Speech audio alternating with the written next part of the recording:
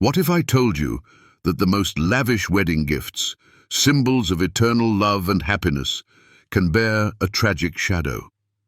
What if the most magnificent emeralds, destined for a bride, were to become the silent witnesses to not one, but four unfortunate destinies? Today, we will trace the astonishing and sorrowful odyssey of one of the most famous jewels of the Romanov dynasty. The story I am about to tell you is not merely a tale of precious gems and metal. It is a mirror reflecting an entire era, the splendor and grandeur of imperial Russia, the thunder of revolution, the bitterness of exile, and the quiet sorrow of loss. We speak of an emerald tiara whose journey began as a gift of love, only to end on the auction block, leaving a trail of shattered hopes in its wake. It all began in 1884, at the zenith of the Russian Empire's glory, as St. Petersburg prepared for the wedding of one of the most influential members of the ruling dynasty. Grand Duke Sergei Alexandrovich, the fifth son of Emperor Alexander II, was set to marry the German Princess Elizabeth of Hesse, and by Rhine, who would enter history as Grand Duchess Elizabeth Fyodorovna, or simply Ella. Grand Duke Sergei, a complex man, deeply religious and known for his devotion to the arts, resolved to present his bride with a gift worthy of her beauty and their station. It was to be not just a jewel, but a family heirloom, a symbol of continuity and profound personal affection. For this, he used treasures inherited from his mother, Empress Maria Alexandrovna. She had bequeathed to her son a collection of breathtaking Colombian emeralds, stones of a deep, saturated green, renowned for their jardin, the internal inclusions that give each gem a unique character. These stones were not merely expensive, they were a part of Romanov history. The commission was entrusted to the court jewelers Bolin, Swedish masters, whose artistry was as esteemed at the Russian court as that of Fabergé. The result of their labor was a kokoshnik-style tiara, executed in the Russian style then in vogue.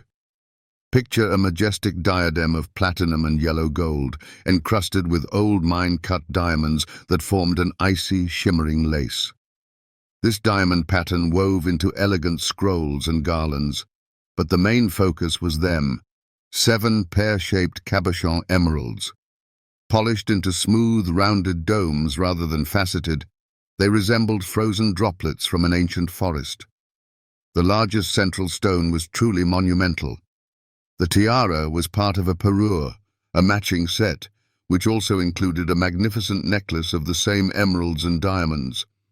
When Elizabeth Fyodorovna, hailed as the foremost beauty of Europe's royal courts, first wore this tiara, she must have seemed like a fairy tale princess brought to life. The jewel perfectly complemented her aristocratic features, accentuating the brilliance of her eyes. For 20 years, the tiara was the Grand Duchess's constant companion at all formal occasions, from court balls to official receptions. It became a symbol of her status, her beauty, and what appeared to be unshakable marital bliss. But in 1905, the fairy tale was shattered. The political instability brewing in Russia reached into the very heart of the imperial family. On February 17th, in the Kremlin's Senate Square, the life of Grand Duke Sergei Alexandrovich was tragically cut short by an assassin's bomb. This event was a profound shock to the Grand Duchess, forever altering her path and dividing her life into before and after. From that moment on, her secular life ended. Elizabeth Fyodorovna, cloaked in mourning, dedicated herself to God and to helping others. She sold most of her jewels, along with her fine clothes and furniture, and used the proceeds to found the Marfo-Mariinsky Convent of Mercy in Moscow. Yet, she could not part with the emerald tiara. This gift from her husband was not simply an adornment, but a sacred relic, a memento of love and happier days. She placed it in a jewelry box, where it remained a silent witness to the past. But this treasure, steeped in the memory of a great love and a great tragedy, was not fated to remain in the shadows forever. Its journey was only just beginning, and the next chapter in its history would be written by a young woman whose life would prove to be as turbulent and unpredictable as the times in which she lived. This woman was Elizabeth Feodorovna's niece, Grand Duchess Maria Pavlovna, known in the family as the Younger. From her earliest days, her life was marked by tragedy. Her mother, Princess Alexandra of Greece, died in childbirth. Her father, Grand Duke Paul Alexandrovich, the younger brother of Sergei Alexandrovich, soon entered into a morganatic marriage and was exiled from Russia. The orphaned Maria and her brother Dmitri were taken in and raised by the childless Sergei and Elizabeth. Aunt Ella became a second mother to Maria. In 1908, when Maria Pavlovna turned 18, it was decided she would marry Prince Wilhelm of Sweden, Duke of Södermanland. It was a dynastic marriage, one devoid of love. Elizabeth Feodorovna, wishing her ward happiness and bestowing upon her a piece of the family's warmth and legacy for her new life, made a decision. She retrieved that very emerald tiara from its box and presented it to Maria as a wedding gift. Thus, for the second time, the Romanov emeralds crowned a bride on her way to the altar. With its new owner, the tiara left Russia for the cold, austere court of Stockholm. But Maria Pavlovna's married life was not a success. The willful, spirited Russian Grand Duchess could not adapt to the restrained Swedish court or her melancholic husband. A few years later, in 1914, scandal erupted. Maria demanded a divorce, an act of unheard-of audacity for a member of a royal family at that time. She succeeded, and taking her son and her jewels, including the emerald tiara, returned to Russia just on the eve of the First World War and the coming revolution. In Russia, she married a second time, for love, to Prince Sergei Putyatin. But their happiness was short-lived. The year 1917 descended. The Romanovs were in mortal danger. Maria Pavlovna and her husband decided to flee. The journey was perilous, and carrying bulky jewel caskets was tantamount to suicide. It was then that the Grand Duchess showed incredible ingenuity. She hid her most precious jewels, including the emerald tiara and necklace, inside 2 pillowcases and entrusted them to a confidant from the Swedish diplomatic mission, which still remained in Petrograd. Risking their own lives, the Swedish diplomats smuggled the treasures out of the chaos-ridden country.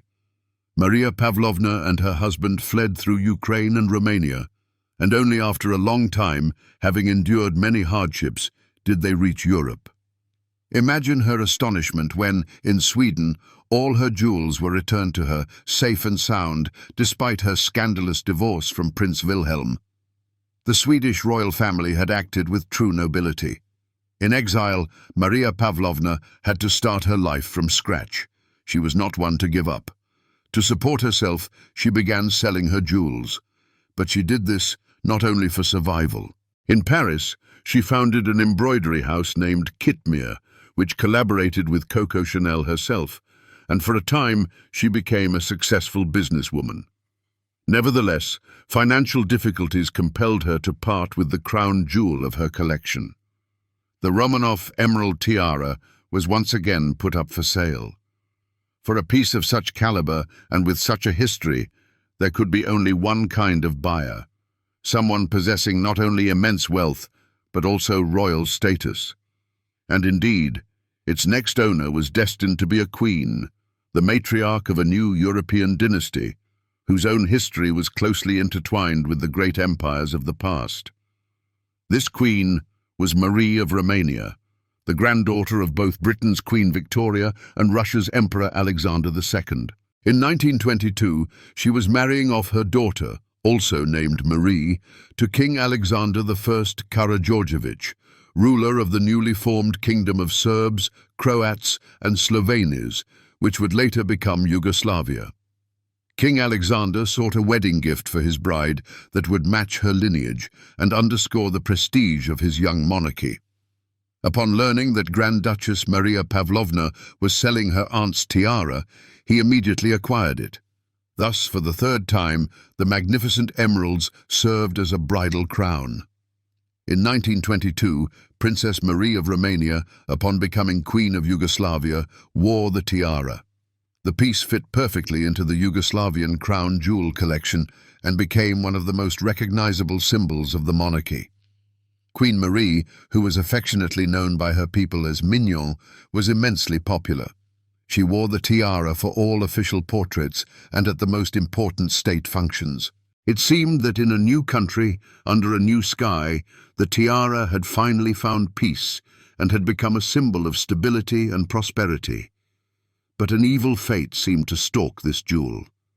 Queen Marie's happy life was cut short in 1934. During a state visit to France in Marseille, her husband, King Alexander I, was shot and killed by a terrorist. History repeated itself with terrifying precision. Just like its first owner, Elizabeth Feodorovna, Queen Marie of Yugoslavia, was widowed as a result of a political assassination. She donned the black veil of a widow and never again appeared in public in lavish gowns and jewels. The emerald tiara was once again consigned to a vault, awaiting its time. And once again, years later, the emeralds were to be a wedding gift. But the world had changed beyond recognition. The next bride to wear this tiara would do so not in a magnificent palace in her own country, but in exile, a queen without a kingdom, whose personal struggles would lead her to believe that the magnificent jewel was cursed. The heir to the throne after Alexander's assassination was his young son, Peter. When the Second World War began, the Yugoslavian royal family was forced to flee and found refuge in London. In 1944, at the height of the war, the young King Peter II married Princess Alexandra of Greece. And following family tradition, he presented his bride with that very Romanov emerald tiara as a wedding gift. This was the fourth time it crowned a bride. The bride, Princess Alexandra, was herself a descendant of the Romanovs. By a twist of fate, she was a great-great-granddaughter of Emperor Alexander II, the father of the tiara's first owner, Grand Duke Sergei. The circle was complete. But this marriage, contracted in exile, was shadowed from the start. After the war, the monarchy in Yugoslavia was abolished, and Peter and Alexandra remained a king and queen in exile forever, deprived of their throne, homeland, and fortune. Their life was filled with financial hardship, political intrigue, and personal drama. Queen Alexandra suffered from severe depression. She would look at the magnificent tiara and see not a symbol of love, but a source of sorrow. She knew its history. The first owner, Elizabeth Feodorovna, was a widowed martyr. The second, Maria Pavlovna, had endured divorce, revolution, and exile. The third, her mother-in-law, Queen Marie, had also been widowed by an assassin's hand. And now she, the fourth owner, was a queen without a kingdom, unhappy in her marriage and suffering from mental illness. In her mind, all these tragedies merged into a single pattern, and the tiara became for her a cursed artifact that brought misfortune to its owners. The last time the tiara shone in all its splendor was in 1947, when Queen Alexandra wore it to a wedding reception at Buckingham Palace, celebrating the marriage of the future Queen Elizabeth II of the United Kingdom and Prince Philip. But soon after, Alexandra persuaded her husband to sell the unlucky jewel.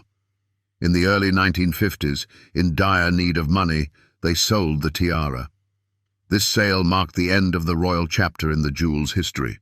It left the world of palaces and state receptions and entered the commercial world of high jewelry. But its fate in the hands of new corporate owners would prove to be the most controversial and, for historians, the most sorrowful page in its biography. The tiara's buyer was the renowned jewelry house of Van Cleef and Arpels. King Peter, in a desperate financial situation, sold it for a sum significantly below its true historical and gemological value, a fact he would later deeply regret. But for the jewelry house, it was a commercial transaction, not an act of historical preservation. By the mid-20th century, the market had changed. Enormous, aristocratic Kokoshnik-style tiaras had fallen out of fashion. Demand for them had plummeted. However, the demand for large, fine Colombian emeralds with a historic provenance was higher than ever. The jewelers at Van Cleef & Arpels made a pragmatic and, from a historical perspective, barbaric decision. They dismantled the tiara. The magnificent 7 cabochon emeralds, the stones that remembered Empress Maria Alexandrovna, that had crowned 4 brides and witnessed the greatest dramas of the 20th century, were carefully removed from their diamond setting. Their trail goes cold. Rumor has it they were sold individually to an anonymous private collector and have not been seen since. Their whereabouts remain one of the greatest mysteries of the jewelry world. And what became of the tiara itself, its platinum and diamond frame? To preserve the ability to showcase the design, the jewelers set emeralds of a lower quality, some say even synthetic stones, in place of the historic gems. In this decapitated state, the ghost of the once great tiara occasionally appears at exhibitions, serving as a sad reminder of its former glory and tragic fate. Thus ended the story of the wedding gift for 4 brides. A jewel created as a symbol of eternal love passed through the hands of 4 women, not one of whom found lasting, untroubled marital happiness with it. Of course, it is senseless to blame an inanimate object. The tiara was merely a silent witness to a tumultuous and cruel era that ground down the fates not only of people, but of entire empires. But looking at its old photographs, at the radiant faces of its owners, one cannot help but wonder. Can a beautiful object of art truly absorb the echo of human tragedies? Or is it we, humans, who, gazing upon its cold, imperishable beauty, project onto it our own stories of love, loss, and hope? What do you think? Was the tiara a harbinger of misfortune, or simply a magnificent relic that outlived its owners and its era? Share your thoughts in the comments below. And if you were captivated by this story of splendor and sorrow, please be sure to like this video, subscribe to the channel, and click the notification bell so you don't miss our next journeys into the world of historic jewels.